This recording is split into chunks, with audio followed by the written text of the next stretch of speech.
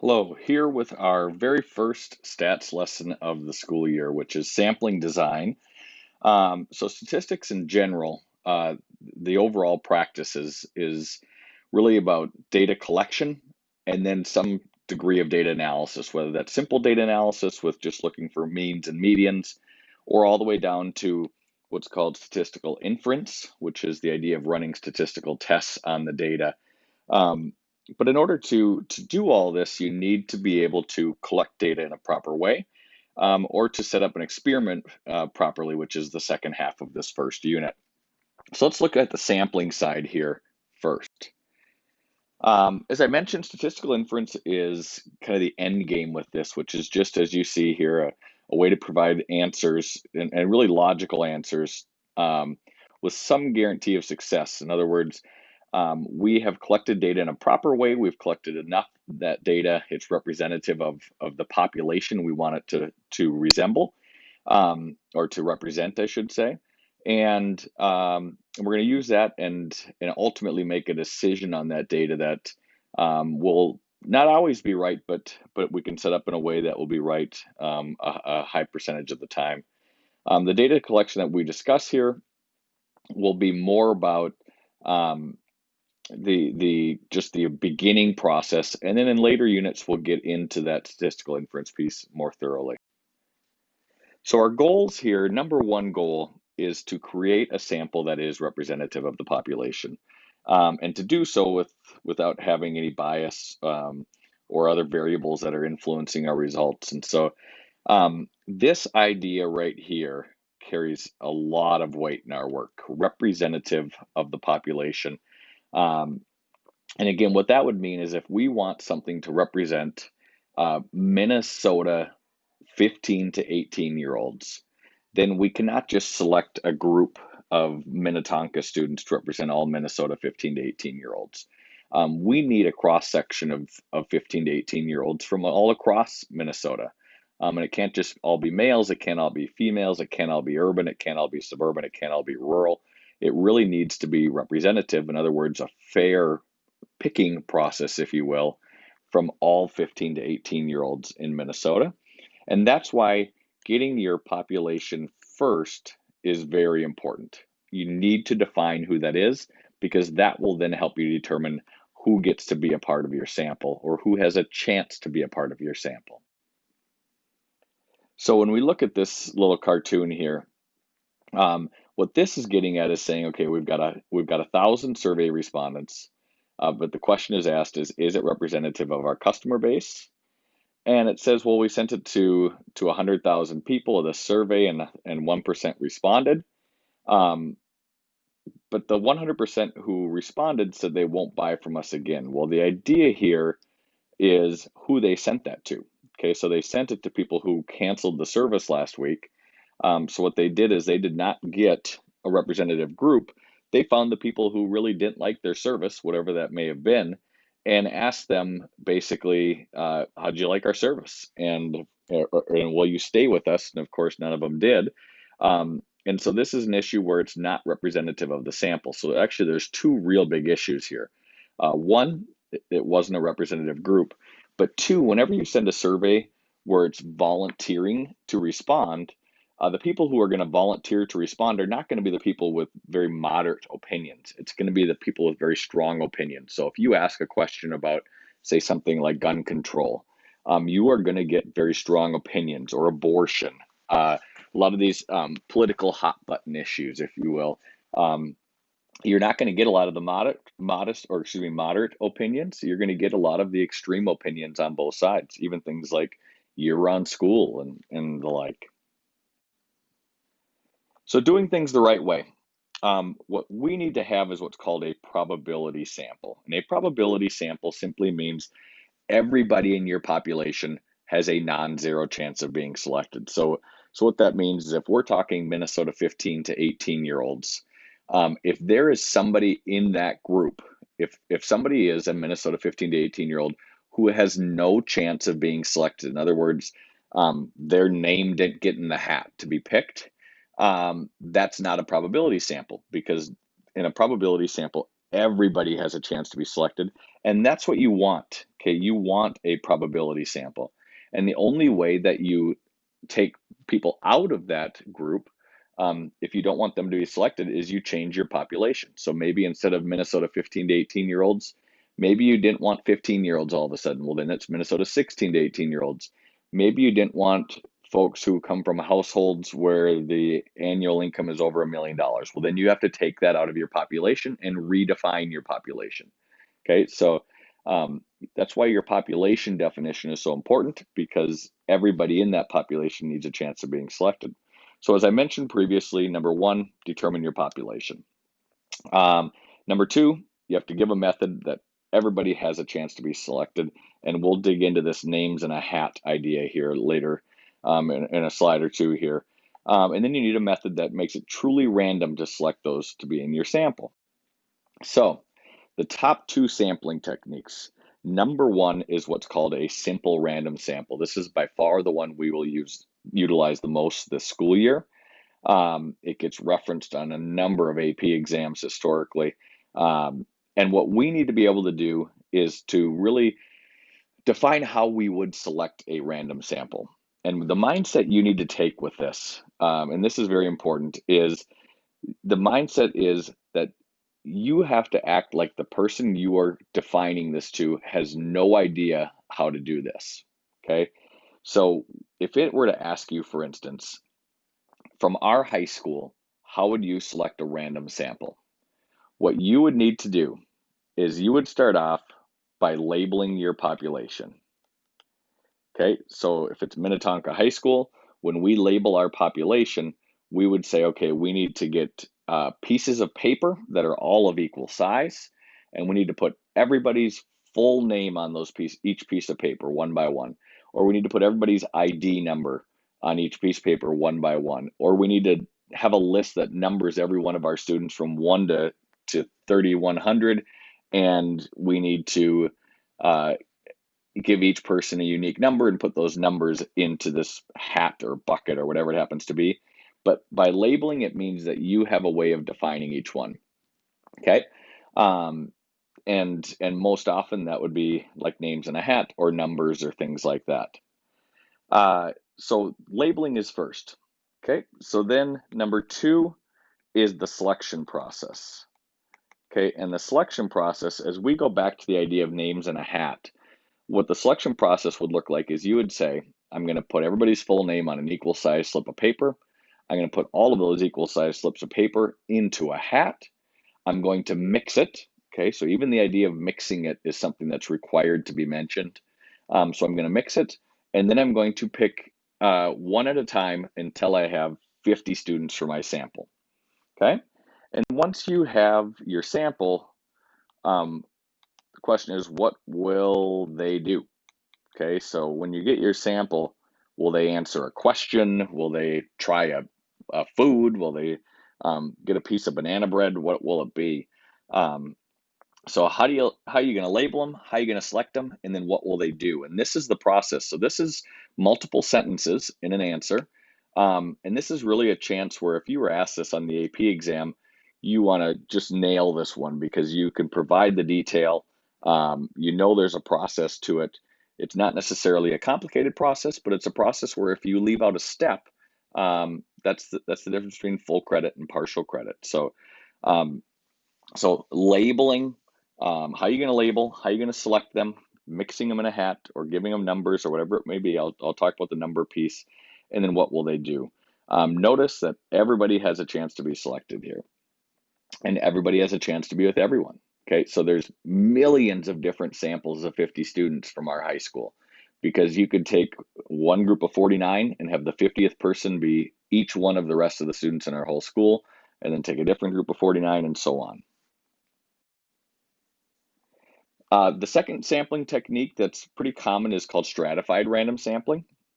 Now, stratified random sampling is what you would use if you want subgroups from your population to be equally or proportionally represented. So, for instance, in the simple random sample, we might have one bucket of names that's MHS. And you might look at that and say, well, let's say I want a sample of 100. So what we'd do is we'd say capital N in our school is actually about 3,200, and little n is 100. That's the population size, and this is the sample size we want.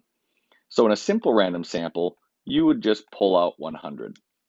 But what you might say is, well, the question I'm asking here is actually about something that could differ by age. Perhaps it's chemical use or number of dances you've been to or sporting events you've been to or theatrical productions you've been to or whatever it may be that may differ by age. So I want to make sure that each grade gets fairly represented. And that could either be if one grade has 100 more students than another grade, then maybe they get a couple more students in the sample. Or you could just say, I'm going to have a bucket for ninth, a bucket for 10th, a bucket for 11th, and a bucket for 12th. And I'm going to take 25 students out of each bucket. Again, how you would do that would be similar to how we did the random sample for each one. Names or numbers, put them in a hat, equal size slips of paper, mix them up, and pick them out. So this group of 100 then is our sample, but now we've ensured that each grade is fairly represented. So you can see that the selection comes from each hat, and again, it could be by grade, it could be by gender, it could be by political affiliation, ethnicity, religion, any of those sorts of things. Um, and the idea again is that you have sort of a fair representation from subgroups. And whatever those subgroups are, those are your defined subgroups, but then you would select your random sample from each and they get pulled together. And so this would still be one sample of 100 at the end, and they would get asked a survey question or whatever it may be, but you know that it's fair. And another area where this could happen is, for instance, in our school district, if our population was all Minnetonka students, K-12, then it might be elementary, middle, and high school, and you might ask about things like lunch, how much you like school lunch, or things like that. So simple random sample, one bucket. Stratified random sample, you get multiple buckets, but still one final sample in the end. So here's an example. Here's the simple random sample here, where we just pull out of the one square. Here's the idea of stratification. This is by ethnicity, and we pull from each group, but then they all come together to be one sample in the end.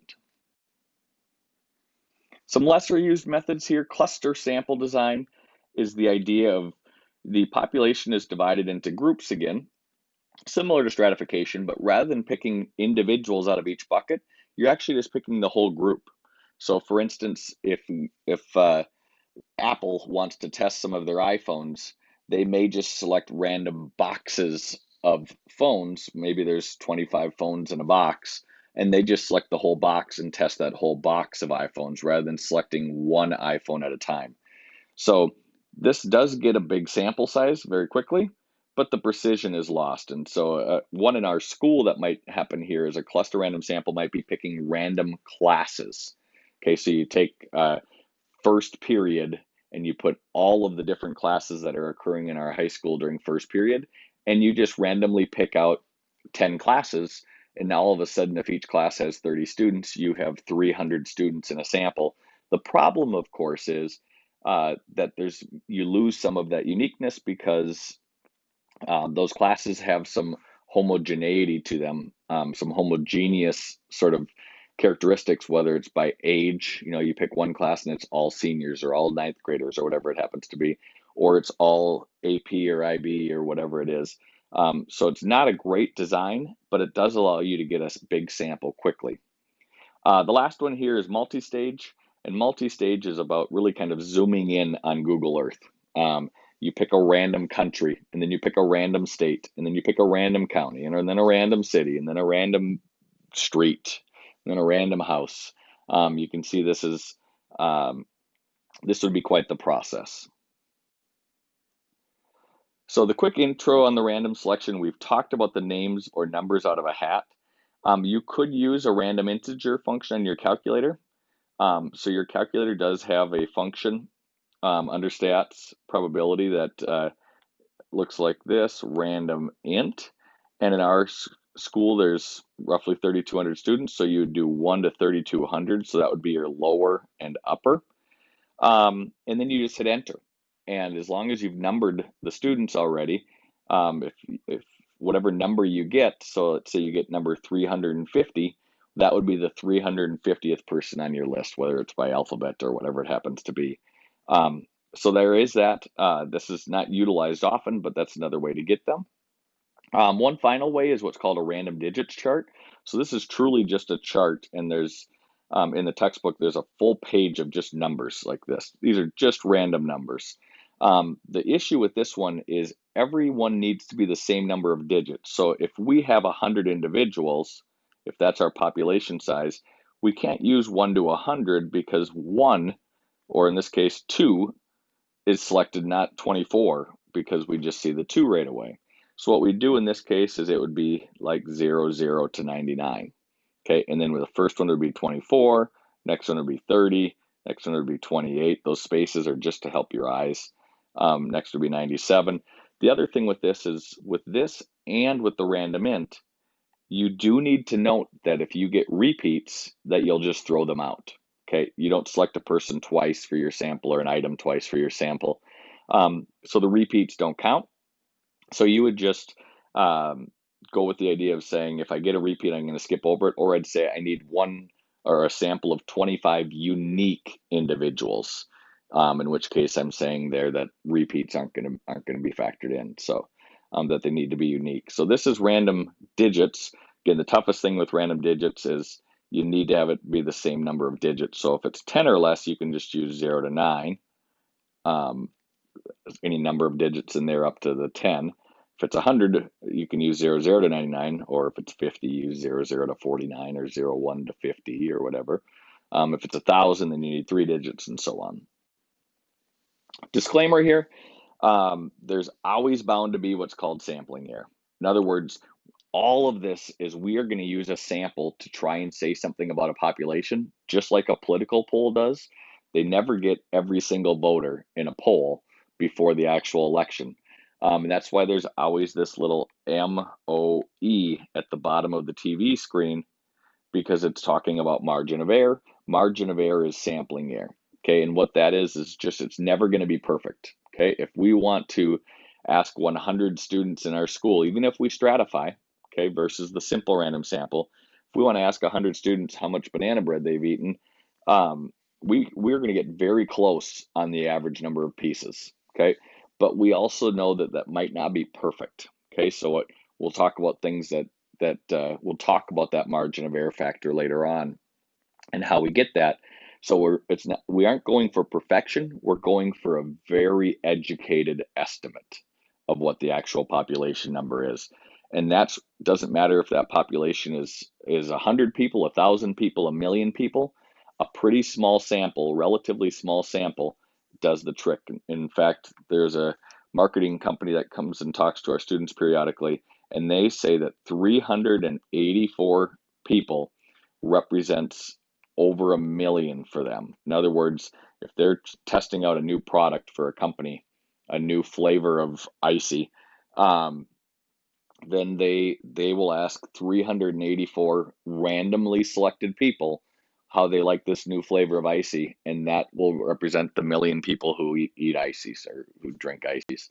And so that's again, it's about the quality of the randomness of your sample more than the sample size, but there's always going to be a little sampling error. And that's what this is here. Rarely will your sample yield the exact same number as your population would. That's why when it's political, they give those percentages, but with margin of error, because it's not always going to be exact. Some quick bias methods. So bias in general is when it systematically favors certain outcomes. That's like asking hockey is your favorite sport, correct? Where you're trying to plant that seed. Or what's your favorite Skittle? Is it red? Where you try to get people to answer a certain way. So some biased methods of data collection. Voluntary response we've talked about. Okay, that's the idea of you post a phone number on a TV screen and ask people to call in and give their opinion about whether they want year-round school or not. You're going to get the strong opinions, and that's not going to be fair. Back to the political issues, gun control, abortion, and things like that. Websites like ESPN.com a lot of times will have polls on them, and you'll see that in the Vikings division, if you look at each state, everybody thinks their team's going to win the division. So Minnesota says Vikings will win, and Wisconsin says the Packers will win, and Michigan says the Lions will win, and so on. That's voluntary response. Convenience sampling is a common one because it's easy. That's the idea of just going and asking the first 100 people you see.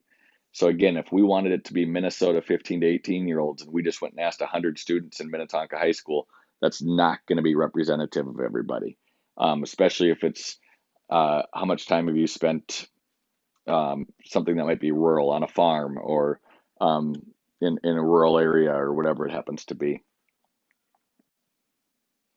Undercoverage. Undercoverage is one that students struggle with the most, and this is the idea that it's not the probability sample. Okay, so there's people who are in your population who just were not given a chance to be in your sample. Again, not everyone will get a chance, will be selected for your sample. So there will be people who don't make the cut, but they had a chance at least. Undercoverage is when they had no chance of being selected. Okay, so that's a 0%. It was, they literally didn't get their name in the hat. And that's under coverage, and that happens a ton in the real world. If you think about like anytime they do polls where they call people's homes or call people's cell phones, if somebody doesn't have a phone or a cell phone, they have no chance to be selected.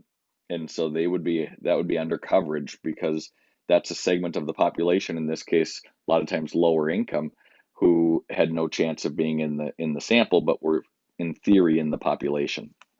Non-response would be refusing to cooperate, and that's the idea that you won't answer. Maybe the question is sensitive. Maybe it's about um, chemical use or sexual activity or things like that are uncomfortable, and so you refuse to cooperate. Or it could be something where if you answer, you could get in trouble, and so you just don't answer. Somebody in a courtroom or something like that. The other thing similar to that is response bias, where people actually do answer, but they just lie. And so they say, no, I haven't done this or whatever it may be. Telescoping events just means that you said something happened 3 months ago when it actually happened a month ago, or it happened a year ago and you said it was 3 months ago, something along those lines. Um, this here, this picture just shows what can happen if you do have bias in there. If you select a sample or you have a sample that said that they didn't consume alcohol, you might say that it's this percent when it's actually, or you might say it's this percent when it's actually this percent of students who have consumed alcohol, or something like that.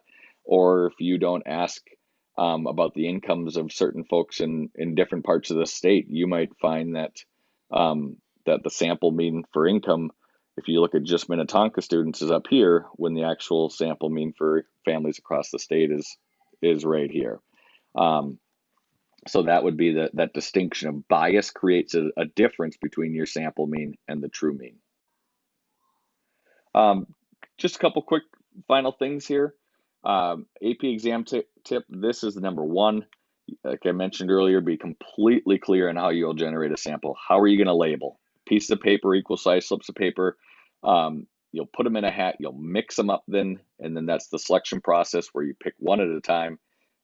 If you have to use random integers or digits table, then it's about being unique and that you won't have duplicates.